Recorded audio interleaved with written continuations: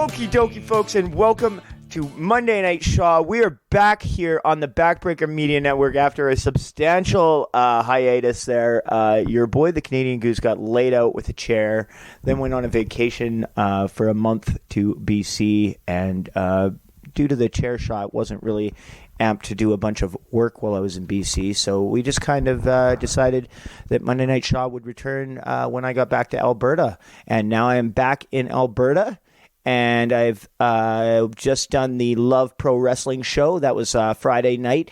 It is now the following Tuesday. And while I was there, I met a lot of cool new people. Spencer Love, of course, brought in some great Canadian wrestling talent from all over the country. We had Artemis Spencer, Nicole Matthews, the Voros is all out from BC. Spinelli was there. We had my guest tonight was there from Ontario. Alexa Nicole came from Ontario. A bunch of people from Ontario. But as I mentioned, my guest from tonight is from Ontario, and it is Holden Albright, who competed in a hellacious hardcore bout against Colton Kelly, which saw even fire being involved. It was a crazy night of wrestling action, and it was awesome to meet some new wrestlers from across the country there. So, Holden, welcome to Monday Night Shaw. How did you enjoy your experience wrestling in Alberta? First off, I'd like to say thank you for having me on your show. And my first time in Alberta, it was my first time on an airplane in my whole life. Oh, wow.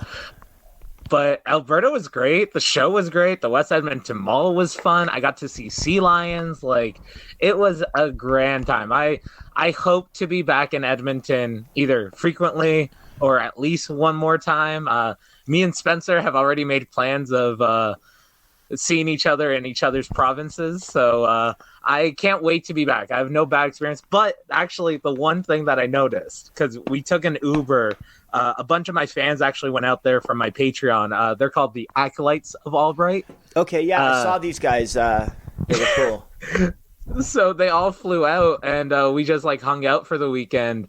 And we Ubered a lot. And Edmonton is like such a big city, but it's spread out, where I'm used to like Toronto, or where I live is just a little north, where you can pretty much walk anywhere within 45 minutes. You can be across the city.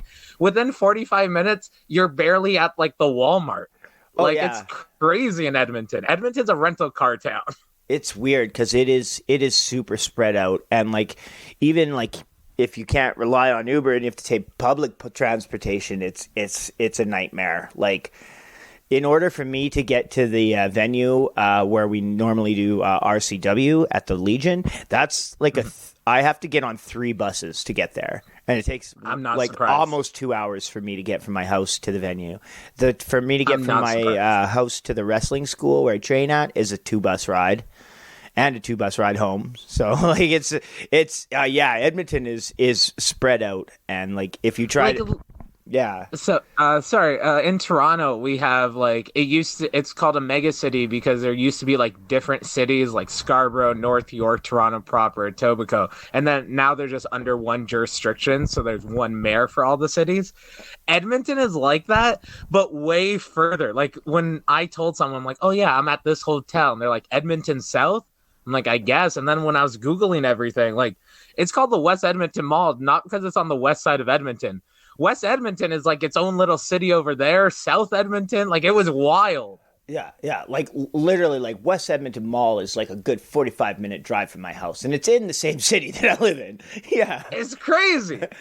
Yeah, 100%.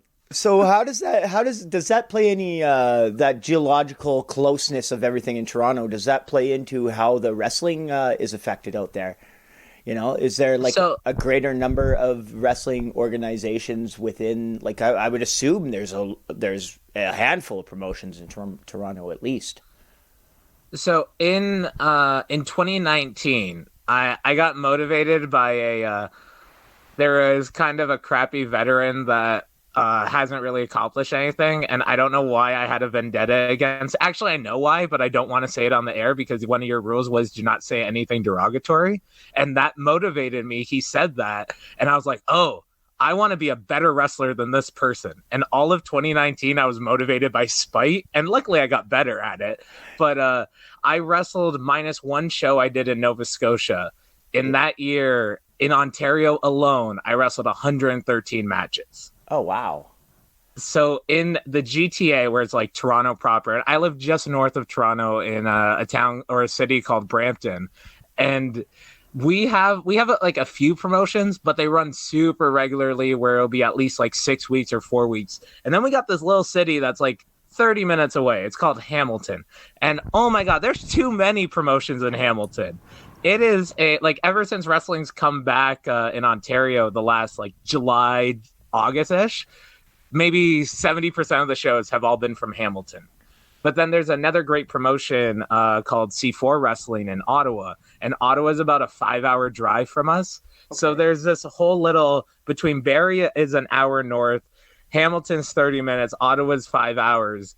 You're able to, pre-pandemic, because of course the pandemic put an asterisk on everything, there was at least, I want to say 5 to 7 shows a week, 3 or 4 different promotions. And then of course some promoters are dumb, so there'd be 5 shows on one weekend with Saturday and Sunday each having 3 different promotions running, and then the next weekend there'd be no shows in the area. And it's like, wait, why didn't you guys plan this better? Yeah, that's so I guess there's not a whole lot of like the promoters are not really communicating amongst themselves, eh? They could communicate, but I feel like they choose not to, because so right now AEW versus WWE, and especially Tony Khan, and I'm kind of enjoying it from the outside looking in. He's fanning the flames of this war and stuff. Mm-hmm. But on the AEW side, there's the forbidden door. So it's not just AEW, where the WWE side is just WWE. Wrestling fans like the idea of competition, the Monday Night Wars, all of this. Yeah, that's awesome when you're making millions of dollars a year, hundreds of thousands of dollars a year. When you have a contract, battles are awesome. When it's just bookings and it's independent contractor and you have to justify in your mind, I'm a bad guy here, but I'm a good guy here, and it's 15 minutes away, and it's the same fans, and it's a different universe in your head. Why can't we collaborate? I'm a big fan of, at this level, collaboration over competition, because then we can grow a bigger audience, and instead of having shows run on the same day and fans have to decide what show they can go to, why don't we do a show at 1 p.m. and then we do a show at 7 p.m. 30 minutes away? It's not hard to communicate, but wrestlers like the idea, or promoters like the idea of competition, where, no, let's collaborate. Yeah, no, I understand too. Like, I mean, I'm not a promoter, so I really, I don't get it. But I do see, like, you know, there was the squabbling, and, you know, it seems like competition going on between local promoters and stuff, and it's like, you know, it just seems like we could probably, you know, make it better if we were a bit more synergetic together rather than everybody fighting amongst ourselves. But like I you know, it is what it is. Like, those that have established themselves and stuff, like, they're not going to be super cool with somebody coming in and just being like, yeah, we're here now and we're going to take your portion of the pie, right? Like, so I kind of like get it, but I kind of like, so I actually, because that little metaphor, the slice of the pie, I'm really, I don't even want to say we're friends. Like, he's a mentor of mine. There's a old promoter, manager, wrestler. He just hasn't refereed, so I want to book him on a show to referee, because that's the only thing he hasn't done in like his 30 years.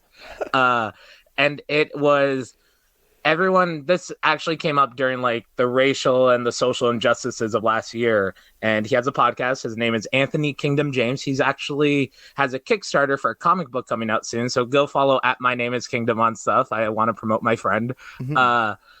But he had someone on his pardon? I've heard his name for sure.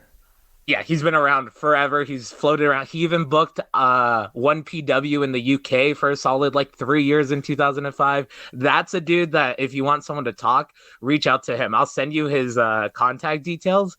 He is like a plethora of stories and such. But he, on his podcast, Handsome Genius Club, he mentioned, or he had someone on, and when people think, oh, well, I don't want say like equal rights or like gay marriage. It's like, well, I don't want them to take a slice of my pie of even if I just have a little bit of it. But the thing is, it's not taking a piece of the pie.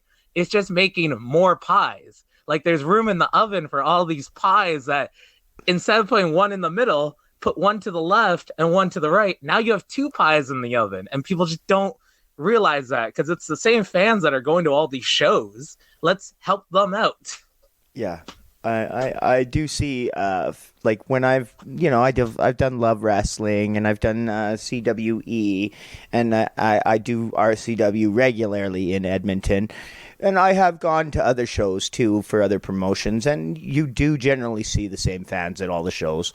You know, some of the promotions have their own sort of set fans who are at those shows specifically, and then there's a section of fans that are at all the shows, and they're just going and absorbing as much wrestling as they can.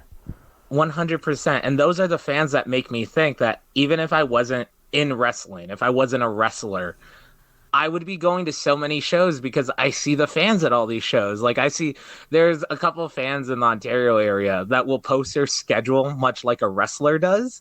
And there's been sometimes I'll completely admit I forgot to mark down shows I was doing in like my little notepad. And I would see a fan say, I'm going to this show this week and this show this week and this show this week. I'm like, oh crap, I forgot I'm on that show. Let me mark it down before I forget and double book myself. That's awesome, man. You got like fans like following around the wrestlers like it's the Grateful Dead or something.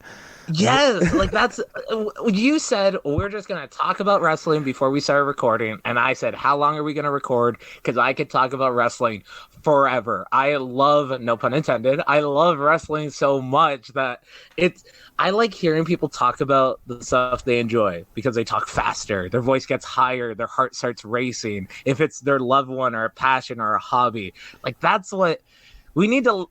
Let's talk about that our coffee order got screwed up in the morning or we fell down the stairs, and more about, hey, I thought it was going to rain today and it didn't. Like we need a little more positivity and happiness in the world. Although if I did fall down the stairs, there's probably a pretty good story behind that. Yeah, you're the goose, of course. Anyway, you probably thought you could fly. You probably like forgot that you weren't a real goose and not a Canadian goose and just went, I'm going to see if I can fly. And nope. Well, I can kind of fly. I can do a moonsault. You fly down the stairs, apparently. Anyway, where did your love of wrestling begin? Like, how far? When can you remember instantly being like, "Oh, I'm a fan of this," and now like this is my thing, and I need to go. And not only like when did you become a fan of it, but when did you realize, "Oh, I have to be involved and like one of the people that people are watching here." It's so I guess like breaking that down, I'm one of those people that I don't remember the first time I watched wrestling. I just don't remember never not having wrestling in my mind and such. And my dad was a wrestling fan, so I know like he'd be watching wrestling and I'd watch it, but I was born in 1992, so around like 97, 96, like when Stone Cold was becoming Stone Cold, like my favorite tapes. And actually, if you look at my left calf, I actually have a Stone Cold tribute tattoo with a rattlesnake and a smoking skull. But what it is like I remember the videotapes of Austin 316, and especially because Stone Cold said so. And they were both uncensored 45-minute compilation tapes that my family should not have let me watch when I was like 5 or 6 years old, but I loved it. And like, so it's one of those, when I first started getting memories, that's when I've already been watching wrestling, so I never didn't know it. So I don't have a defining moment. I just know Stone Cold was my guy. I was never a WCW guy. I didn't care about Hogan. It was Stone Cold. That was my first wrestling guy.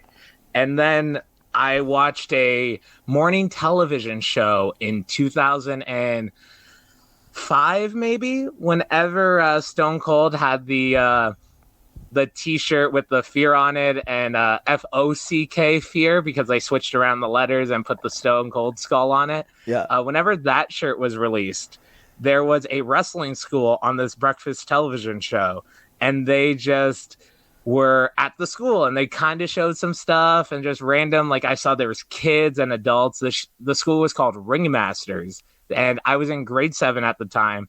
My family took me down on my mom took me down on a Tuesday night, and I learned you were in the 7th grade, eh? Yeah. What were you, like 12? I about that, because my birthday's late, so I may have been grade 4. Grade 5, I turned 10. So yeah, about 12, 13 years old. Okay. And this is part 1. There's a lot of things in my life that takes, the rules of 3 are very real in my life. Of maybe the first time I'll dip my toe into it, but I won't do it. The second time I'll stay in the water a little bit. And then the third time I'm cannonballing into it. And so I went on a Tuesday. I learned how to lock up. I went under into a hammer lock. And I also did the sit on your ass and just do back bumps. And I was just told to do it a bunch of times. And that was probably the first time I ever had a concussion. And I didn't realize it because I'm 12 years old. I don't know how to tuck my chin that well. My neck isn't going to do it. So I did maybe 30 of these back bumps. And the back bumps were safe. I just had no neck structure or ability. So I started rocking my head like it was a bobblehead. And then I went back on Saturday because that class was an adults class, but because I was a potential student, I forget the name of the trainer at the time. But he just went through those little things. And then I went back there on Saturday, and my mom and my dad came. And there was one moment that there was a 6 or an 8-man training tag match on the fly. And I look back at my mom and dad, and someone hits the ropes where I am holding on. And it's one of those, it was my first realization of when you're in or near a wrestling ring, never look away from it. Oh. And they hit the ropes, and it was like Wile E. Coyote or the Roadrunner. I just was floating over open air near the apron. I was like, oh no. And I pulled myself back in. And to be honest, my family said that my grades weren't good enough or blah, blah, blah, whatever. My family wasn't good with money, and they just didn't want to pay for it. And it sucks. I could have been one of those 13-year-olds, all these English people, and there's a couple in Ontario that spent time wrestling for the last, because I'm 29 in a few weeks. Mm-hmm. I could have been wrestling for the last 15 years. But also, I think if I was wrestling the last 15 years, I wouldn't have the maturity I have now. Yeah. That being 21 and 22 getting into it. And at that point, it wasn't I needed to be a part of this. I was just whatever. When Jim Ross was first doing his Evening with Jim Ross shows, he was going to do one in New York. And I saved up money. I had a couple people that were interested in going to the trip. And as I found out in life and in wrestling, a lot of people say they want to do stuff until the time comes to actually do it, and they'd rather not. People just need to say yes to more things. For instance, the only reason I was at the show on Friday was because I answered Spencer's message a year and a half ago during the beginning of the pandemic going, hey, dude, I'm a fan of yours. Want to do a podcast? And I was like, yeah. Yeah, we just, we bonded. We're very similar minds and creatures. And that's what led to the Edmonton trip. And unfortunately, my first trip in 2013 of going to the Jim Ross show, people bailed on me. So I just had this money. And I was like, well, I've been waiting to go to wrestling training. Might as well do it now because I have the money. And then I started at Squared Circle Training in February 2014. Okay, solid. And can you tell me a little about Squared Circle Training? Who are the trainers there? Is there anyone else that we might know who is trained there? So Squared Circle Training was the premier Toronto training school. And if you look it up, you can find all the names. Gail Kim came out of there, Taylor Wilde. The head trainer, his name was Rob Fuego. And he was in the cars that was Edge and Christian and Rhino, mm-hmm. He was the 4th guy in the car. Okay. So he's had some opportunities in the WWF, but I think he's one of the dudes that his calling was being a trainer. And especially he was a great female trainer. It was I believe they trained with Ron Hutchinson, and then Squared Circle occurred, which was like the progression evolution of it. And by the time I got there, though, in 2014, a lot of the trainers were former trainees, and not too many of the names are known, but like they all played a big part into my early journey. But especially a guy named Ashley Six. And sadly, I've heard that name before too. Is he an Australian fella? no, so Ashley Six is a complete Toronto dude, and like if you look him up, he is the quintessential like Toronto attitude. He has a bunch of tattoos. Right before I started training, he came back. So when he was leading the Wednesday classes, he was trying to get back in ring shape because he just had to take about a year and a half off because he got diagnosed with cancer. Oh no! Like, yeah, he literally. If you look it up, he's done a bunch of interviews. He kind of fell off the face of the earth like the last few years. But if you look it up, he was supposed to be basically like, I don't want to say the job guy, but the bump guy for Scum when it was Steve Corino, Jimmy Jacobs, and Kevin Steen in ROH. He was supposed to be the bump guy for it. And while he was in his hotel room and he was going to debut that night in like Baltimore or wherever ROH was running, he just felt like deathly ill. And then he got to the hospital and they're like, yeah, you have all these test results. He found out that he had lymphoma, and it was just or leukemia, I think that's the one. And it was just crazy. And luckily, and he was one of the dudes that I found indie wrestling around 2005, 2006. And he was one of the guys I was like, this guy is interesting. He has a look, he's something. And he was one of my first trainers and mentors in wrestling. And unfortunately, Squared Circle closed in August of 2014. So I started training in Kitchener for Crossbody under Ben Ortmans and Notorious Tid, Chris Tidwell, which led to Super Kicked opening. And I trained there for a bit. And then I needed to spread my wings and grow, because you can't grow if you stay in the cocoon. And I'll be a little honest with you because I like you very much, Goose. I was told that my green light, which is like the go ahead to wrestle on shows, was taken away.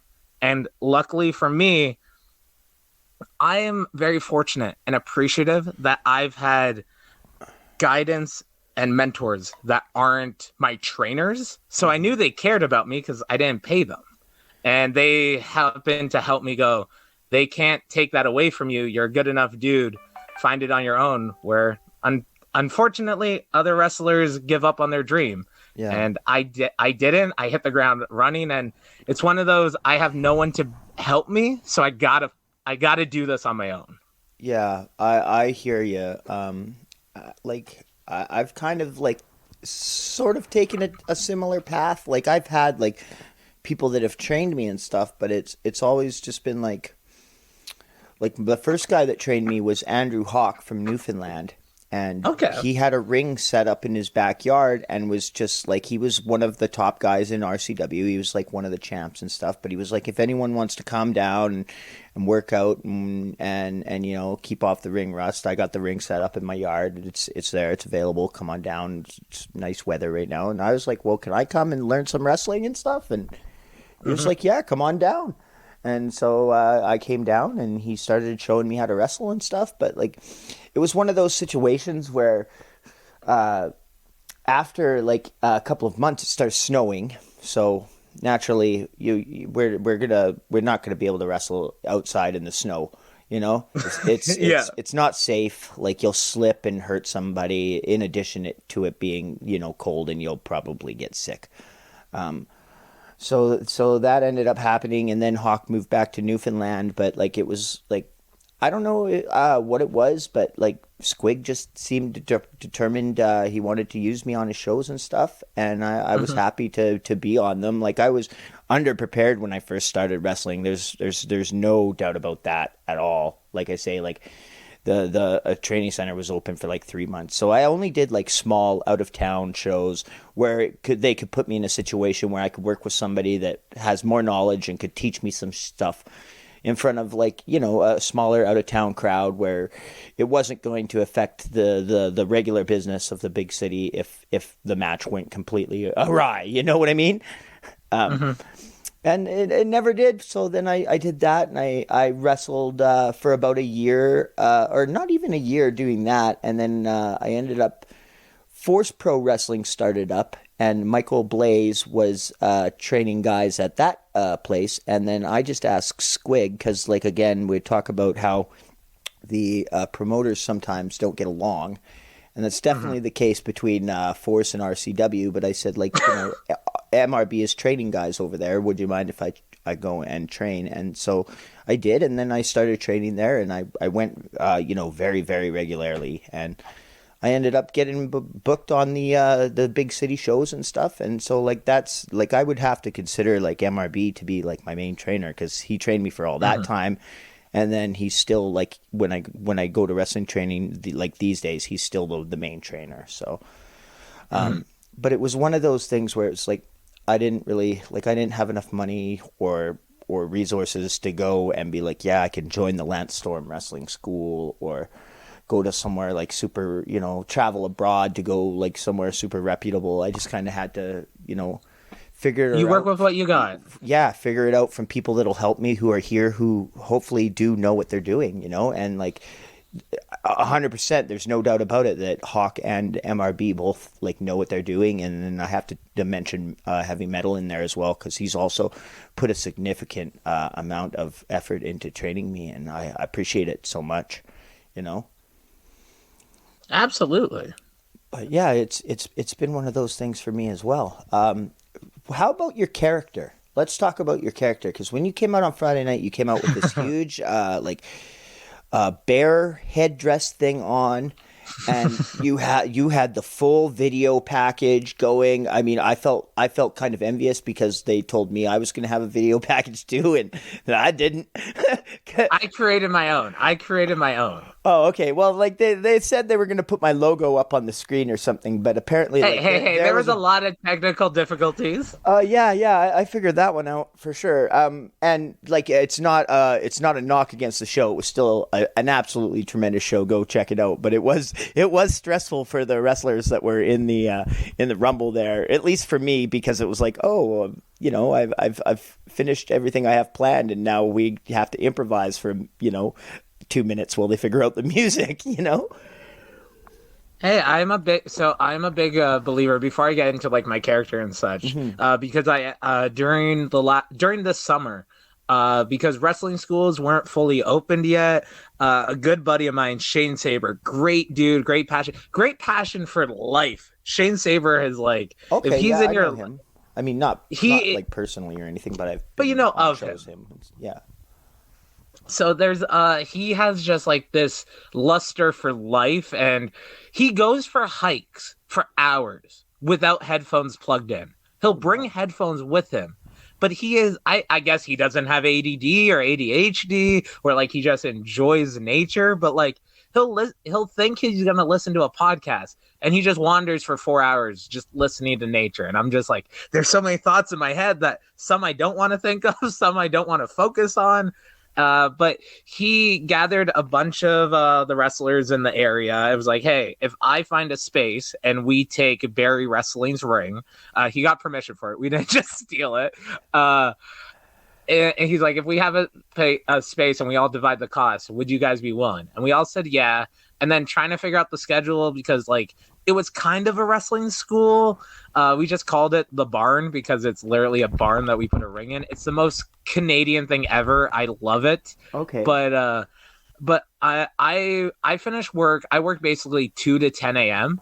And I liked the opportunity that I could go train at 12 p.m. And there was a couple of younger guys that are willing to go up at that time. And I don't want to be in the ring by myself. I want other people there. And I'm not a believer that, oh, you need to be wrestling this long to have an opinion, and you need to be doing it this long to tell anyone how to do it. No, everyone's opinion's valid. Like, I asked the acolytes of Albright that came up, like, what were their opinions on the show, who stood out for them, because they're all Ontario fans. So I think pretty much the whole show was new people for them. So I get to see their opinion as fans and not just wrestlers. Mm-hmm. And just like looking around, I'm like, okay. And these are guys that one dude is still in training. The other guy, like, he just started having matches and then the pandemic hit. So I have 5-7 years experience on these guys that I want, like, I can help them. I don't want to be a trainer. I made sure I wasn't listed as one of the trainers. It was John Greed, Shane Saber, and Gabriel Fuerza. I was like, don't list me as a trainer. I do not want that credibility. And I don't want that heat, if I'm being honest. I don't want anyone to be like, oh, who does Albright think he is to be training anyone? I'm like, I don't think I'm anyone. That's why I'm not training anyone. But I was helping and guiding, and I would say I was more of a coach and just showing them how to, like, be intense, how to do all these little things. And that, like, really gave me the confidence to, like, grow, and you can learn from everyone. So all of that stuff of just learning and growing.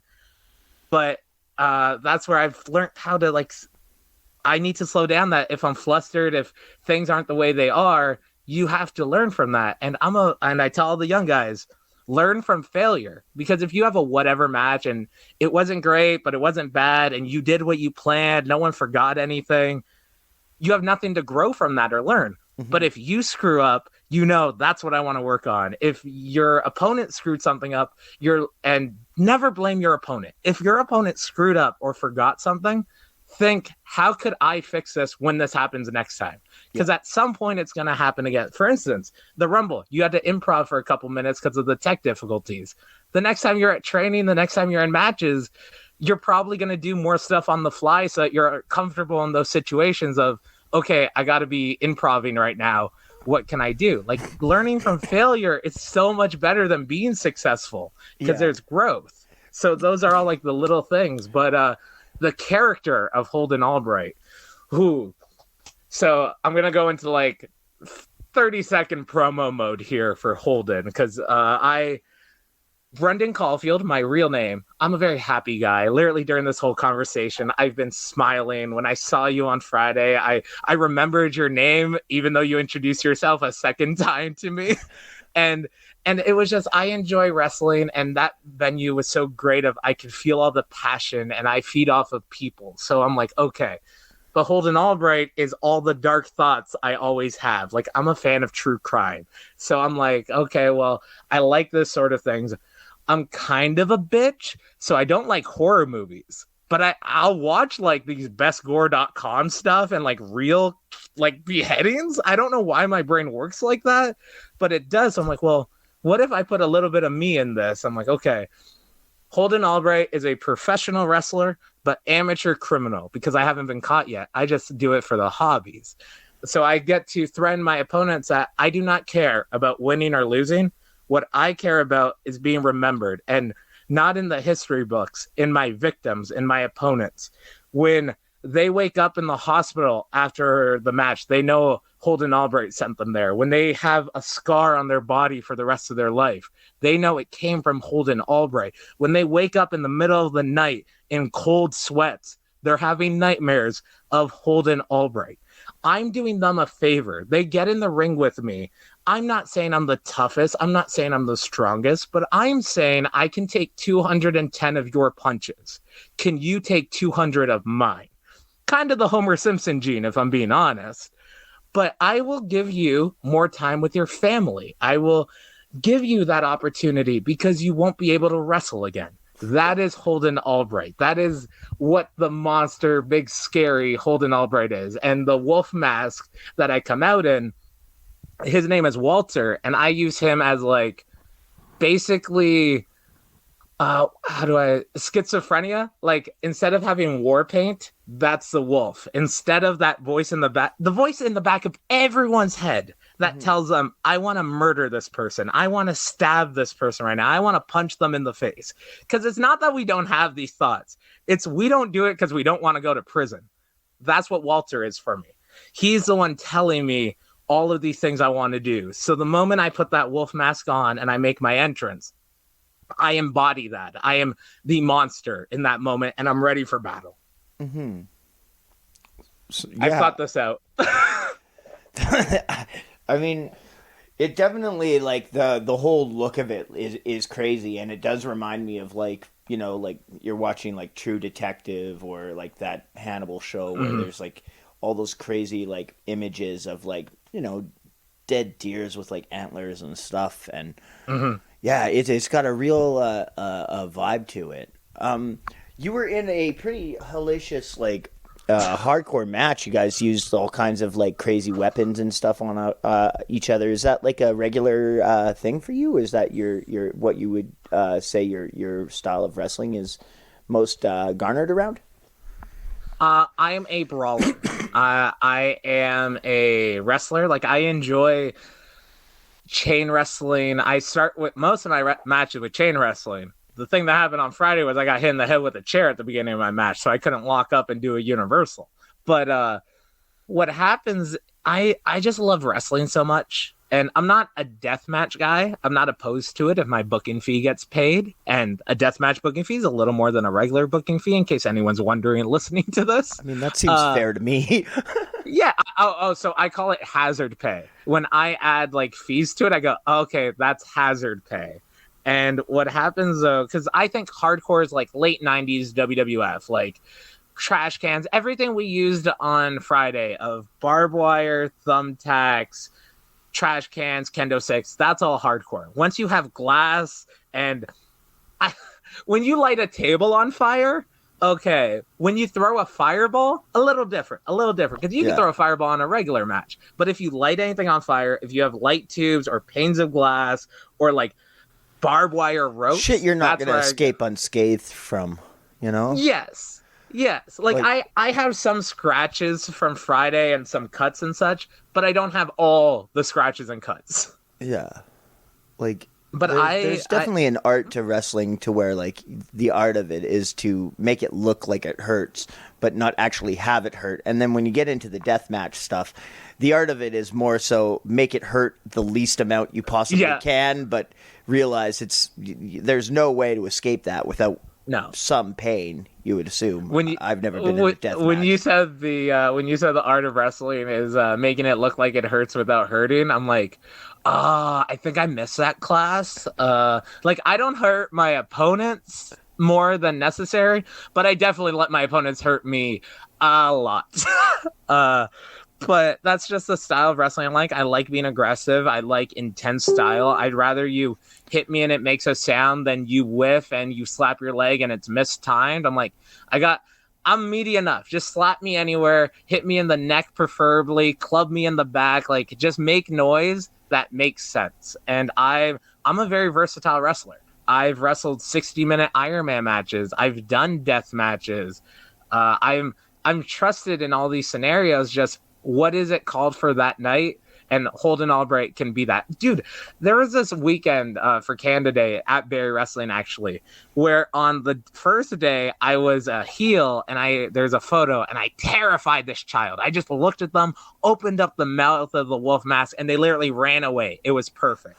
And then the next day I was a baby face and I'm walking down the aisle and there's like this little dude. He looks up at me. I'm not trying to scare him. I just put my fist out for a little fist bump like Sid Vicious and he fist bumps me back. And there's a photo of that where I'm like, Holden Albright can either be like your buddy or your nightmare. It just depends on how I feel that day. Yeah. Okay. Awesome. So you're pretty like well-rounded then, eh?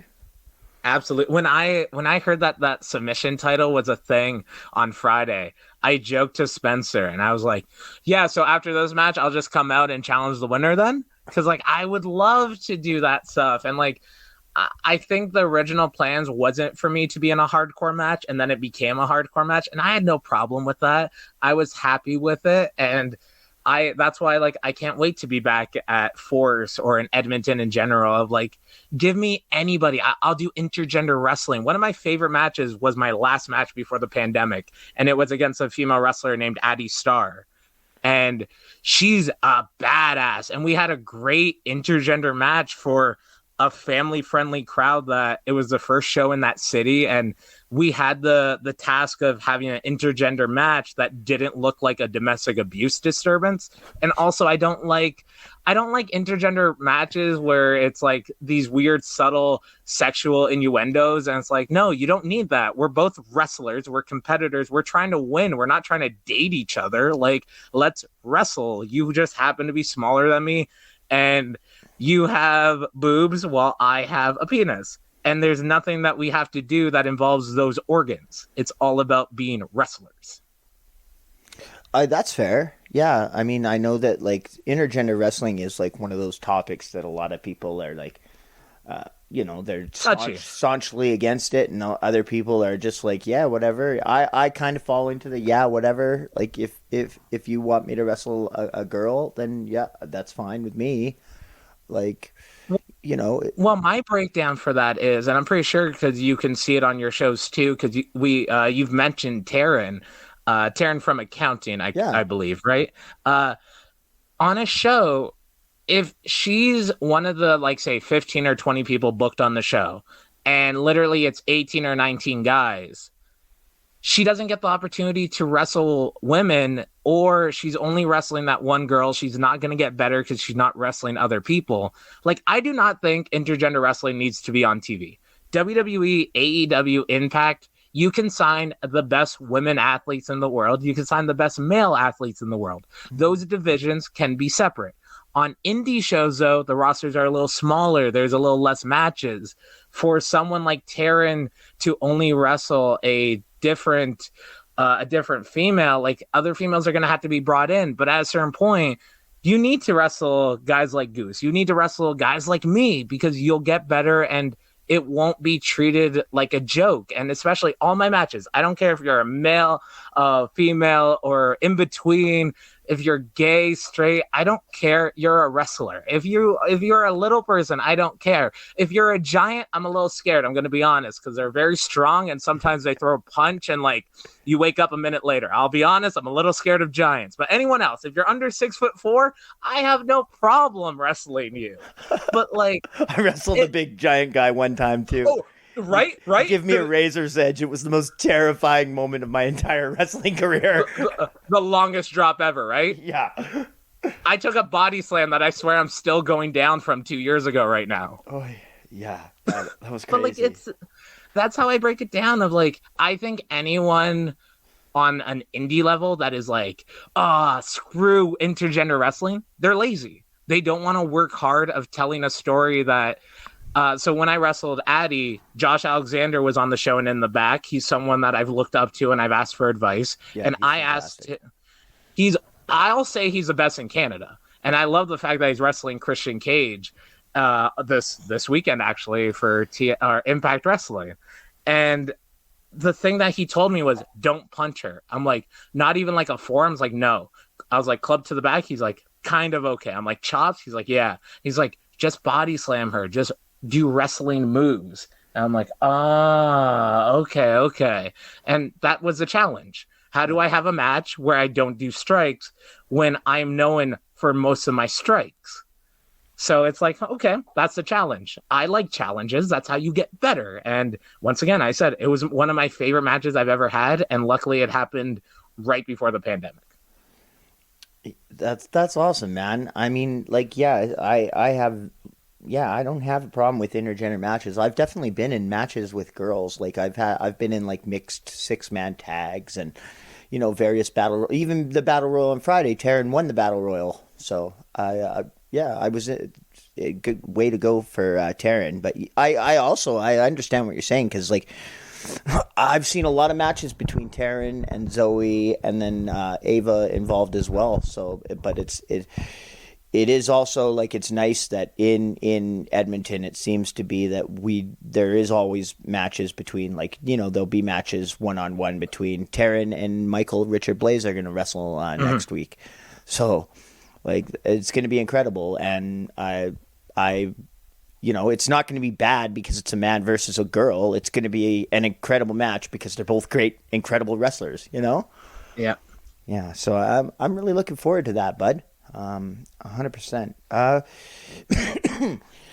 I did see that you actually had the opportunity to wrestle against Josh Alexander. Is there any stories from your match with him that anything, like, cool that you learned from him besides don't go around hitting women?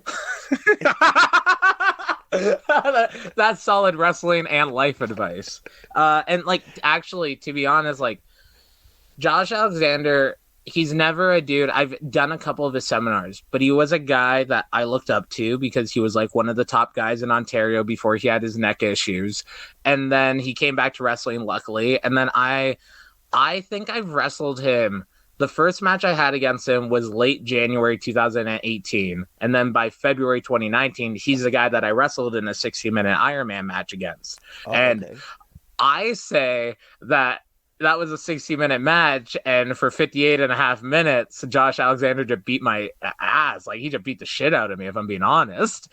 And I had like a good 3 seconds here, a good 4 seconds over here, a good 5 seconds here. I had half a second over here. I only won that Ironman match because I pissed him off enough, and then he hit me with a chair. So it was 1-0. It was also for Crossbody Professional Wrestling. You can find a lot of their stuff on YouTube. I'm still technically, because of the pandemic, the Crossbody Heavyweight Champion. So that's kind of cool. I held it for a year and a month before the pandemic. So all these other guys that like held titles and during the pandemic became the longest reigning champ. Son, I was the longest reigning champ before the pandemic. And luckily, he's a dude, like, I just watched back a couple of the matches, and it was super fun. He has an intensity to him that you either have to match it or you'll get chewed up. And I've seen so many people get chewed up by it. And I won't lie that half of the matches early on, I got chewed up, and then I was able to keep up. And it's like I said about failure and stuff. You either give up or you get better. And literally it forced me to get better. He taught me so much without me having to like pay for him to be my trainer. He taught me how to be like a man. Like, one of my favorite pieces of advice that he gave me that I still stick with to this day. And I see other people and like my peers and my friends disregard it because it's not something he shared with everyone. He shared with me on a car ride was no matter where you're booked, your first booking, you should keep your booking. You should keep your word. So if someone books you first and someone else tries to book you on that date, you should probably stick with your guns and go with the girl that took you to the dance, I guess. And yeah, it's stuff like that. It's stuff like that taught me how to be a man, and like little stuff on car rides and little stories that I can't even think of until like, those life lessons that you don't realize you learned until you're in a position, and then you're like, how do I feel about this? And you're like, oh yeah, it's because someone slapped me in the back of the head at one point and told me, hey, don't be a baby about it. And like, that was Josh Alexander for me. And I'm so grateful to have him in my life, and seeing him with his wife, Jade Chung. They have adorable kids. I actually have my own podcast called This Is Brendan. I literally have a podcast with my shoot name in it because I was afraid if I go down the road of Holden Albright, I'll just go down the road of Heath Ledger. And I well, like, not thank kidding. You for coming on my show, Monday Night Shaw, which has zero mention of geese in it. Hey, but like, there's nothing wrong with that. A geese is a fun thing. Like I told you, when I got into that Holden Albright mode, I had to breathe for a second. I had to go to this dark place to pull that out. And like having these conversations, being more of a happy and fun person, I wasn't happy. I wasn't having fun when I first came up with the character I'm doing now. So I was very much afraid of like killing myself. If I'm being honest, I was severely depressed without knowing I was depressed. But looking back, I go, oh, wow, those weren't good thoughts. And literally it helped me out. And I had him on the podcast a couple months ago, and I did something a little different with him. I found a bunch of photos throughout his career and life, and I just showed him the photo over Zoom and had him narrate like what was going on in life, what was going whatever. And I am interested in people. So I want to like deep down and dive into like why you think this way or what you loved as a child. And the best example, I think it was like 10 minutes, maybe 20 minutes into the podcast, he's talking about him used to be a little fat kid and needing to lose weight, which, by the way, a lot of wrestlers that were fat kids at one point love me because they see like I am still kind of that little fat kid. So I get like Sammy Callahan, Josh Alexander, a bunch of other guys that used to be chubby kids. Like they gravitate towards me because they see a little bit of themselves. And at one point there, because he's talking about how much weight he's lost and how like intense his workouts are. And then the Brendan Caulfield question was like, oh, that's cool. That's super motivating. have you ever weighed yourself after one of your cheat meal poops? And he said he has, and the biggest poop he ever took was 11 pounds. Oh, wow. That's how my mind works. That's how we talked about Shane Saber earlier, and me not knowing how he doesn't have ADD where I do. I'll be in an in-depth conversation, but I'll still ask you. So what's the big? You ever weigh yourself before you took a poop? Well, I'm glad that we've discussed Josh Alexander's digestive. Hey, you don't become a world champion without taking poops larger than 8 pounds. Yeah, 100%. Yeah. What do you mean your poop's not 8 pounds, kid? I guess you're not going over tonight. I'm not underlining your name. Yeah. Wait. Have you had the opportunity to work with any other wrestlers? Because Josh is a pretty big name guy from Impact Wrestling. Have you had an opportunity to be in the ring with anyone else that we might know, like from WWE or Impact or any of those big organizations? So I've had I almost said I accidentally. Someone no-showed a show, and I got put in a 6-man tag, and on the other side of it was now Evil. He was Evil Uno at that point too, but he's a Quebec guy. But also Darby Allin was on that side, and that was like 2 years before AEW was a thing, so he was still like building up on the indies. I've wrestled with Madman Fulton, but what I've really done is a lot of seminars with these guys. So I've done Sammy Callahan seminars, I've done Johnny Gargano, Aleister Black, like tons of people's seminars, some of them not good, but just learning experiences. And I'm a big, like, I don't know if you even noticed it on Friday, but I was the first person that started tearing down the ring because I saw the ring was still up. The show's ending.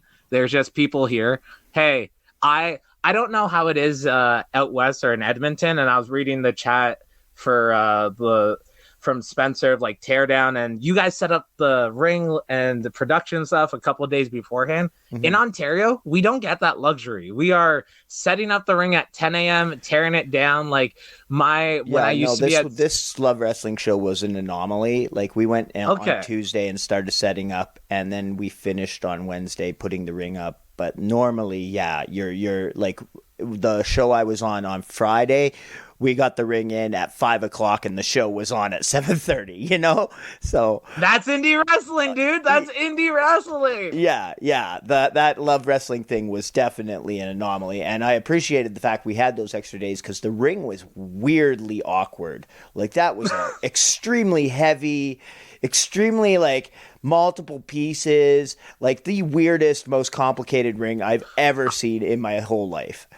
I undid the aprons or the canvas, and like a couple bars fell, and I kind of thought I broke the ring, so I just didn't mention it to anyone, and I just moved on to the ropes. Okay, I was like, if you hear anything about this and you're wondering why your ring's fucked up. Hey, I was paying my dues. I showed the goddamn receipts. Okay. But I'm so used to like so many, like especially in Ontario, there's about 5 or 8 different rings, and like maybe half of them are kind of the same, and then the other half are all drastically different. Like it is wild how like you don't know what the ring looks like until you lift up the ring skirt and you're like, oh, I can't go under the ring. The bars go from the mat to the ground. Oh, I can go under this ring. It's so weird how there's no uniform for a wrestling ring, and that's what makes indie wrestling dangerous and exciting at the same time. Yeah, it's because you never know what, like if you're going into a new ring, like it's kind of vital to go in before the show and just try and take a couple of bumps and see how it feels, because like that's exactly what I did on Friday. If it's a boxing ring or something like that, or like have you ever been in a boxing ring that they forgot to like not boxing ring it? No. I've been into a boxing ring in a Gold's Gym in Calgary. Okay. And like it was a very brief thing, and I think maybe I don't even know if we took any bumps, because I was there with Jordan and he might have told me, hey, don't take any bumps because you'll fuck yourself up, you know. So let's just chain wrestle, buddy. Yeah, I think we just like were there for him to work on like one or two little things, and then we got out of the ring and just, you know, lifted some weights and stuff. There's one ring in Ontario, and it's at the Battle Arts Training School, the Battle Arts Academy, and it's a dual purpose boxing ring and a wrestling ring. It is a perfect wrestling ring. I love it. The bump is great. The ropes are great. The corners are great. It's amazing. But there's like something underneath it, almost like a jack that turns it into a boxing ring. So that for anyone listening, fan wise, that's like, what's the difference between a boxing ring and a wrestling ring? A wrestling ring it's not give, but it just has a little give to it. I mean, it's not a cushion or a trampoline. It just has some give that it goes inwards of it. A boxing ring is a platform. That's why like boxers won't twist their ankles or move around. That's why as wrestlers, we need to stay on our toes and stay on the balls of our feet. There's been a couple bounce in a wrestling or in a boxing ring. It's no, like you might as well just be fighting on the wooden floor or something, you know? Absolutely. Yeah. And what's funny though is there has been some times that ring has been used for wrestling shows, and the first match definitely wrestled in a boxing ring. Oh no! And they didn't. Whoever was setting up, they didn't realize. Oh wait, we didn't unboxing ring the wrestling ring, and the guys come back from the match and go, "What is wrong with that ring?" And it's like, "Oh, thank God I'm not in the first match." Oh, geez. Well, at least now you know that if you are on a show and you see that ring, you can specifically be like, "Hey, I'm checking to see if this is set up properly before we go," right? Oh, absolutely. 100%. Well, Holden, we are approaching the end of the podcast, bud. It has been an awesome chatting with you. I really appreciate you coming on. Let's get your social media plugs out there so that if people want to stay abreast of you and keep up with your career and stuff, and maybe listen to your podcast and whatnot, tell them where they can do that stuff. All of my social media, Instagram, Twitter, is at Holden Pro, just because it's a little different than like _ Holden Albright. It's Holden because that's my first name, and Pro as in pro wrestling. But also on Facebook, I'm under Facebook on my real name, Brendan Caulfield. I accept everyone on there because I like to spread some positivity and post some like good feeling messages, because I very much like I mentioned, I live in the negativity. I live in the darkness. And the only way for me to handle that is to try to find the silver lining of everything. My life is not peachy. My life isn't happy, but that doesn't mean I'm not trying to make it happy and be better on it. You can find me on patreon.com/BrendanC, BRENDONE, the letter C. I post like daily podcasts there, daily vlogs, so many Zoom events. Like I literally, because of the Patreon, which I launched in January, we watch one like wrestling pay-per-view every month, and it's my excuse of just watching wrestling with wrestling fans, and it's just a fun little environment. They call themselves the Acolytes of Albright. 5 or 6 of them flew out on Friday. It was great to just hang out with them. There's a dude in there named Gimpy. He's ridiculous. If you go to my Facebook profile, I posted like 30 photos of him from the weekend, and like he's like he is a sitcom character. I call him my mascot. Like he's just so entertaining and like funny, and also like he got tiny ass legs. He has different action figure parts. It's crazy. Gimpy is amazing. But yeah, and my podcast, which is free for everybody, and it's kind of regular. I just reached episode 106 of it. That is This Is Brendan, available wherever you're probably listening to this. Solid. Yeah, so go ahead, give This Is Brendan a listen. Check out Holden Albright. Look up his matches on YouTube and stuff. I definitely gave a little search right before this just for like, hey, who is this guy wrestled or whatever, and what's available on YouTube, and there's a lot. So, pardon me, check him out. Give him a look, and hopefully we'll hear from him again soon in the future. If there's Change the Game Part 2 or Love Pro Wrestling Part 2, and like I say, like I saw the whole Wolf thing, and I was like, I would like to wrestle this guy, Goose versus Wolf. RCW. Yeah, make it happen, Squiggy. Let's do it. I think it would be fun. It would be more fun for me. I would learn more from you than you would from me, but it would still... it's still going to be fun for me. Do not undersell yourself. So here's the thing. Some podcasters will ask, what's my dream opponent? I have like a couple, but like whatever happens, happens. My dream opponent is whoever my next opponent is, because my dream is to be a pro wrestler, and whoever I wrestle next is helping me live that dream. So if Canadian Goose is my next opponent, you are my dream opponent. So RCW. RCW. Solid. Alrighty. With that said, this has been Monday Night Shaw right here on the Backbreaker Media Network, and I want to thank you guys for tuning in. Apologies again for the long hiatus, and hopefully you won't have to wait that long to hear the next episode. Holden, thank you so much for coming on the show once more, and I will talk to you again later. Hell yeah. Thank you very much. Stay safe, buddy. Yeah, you too.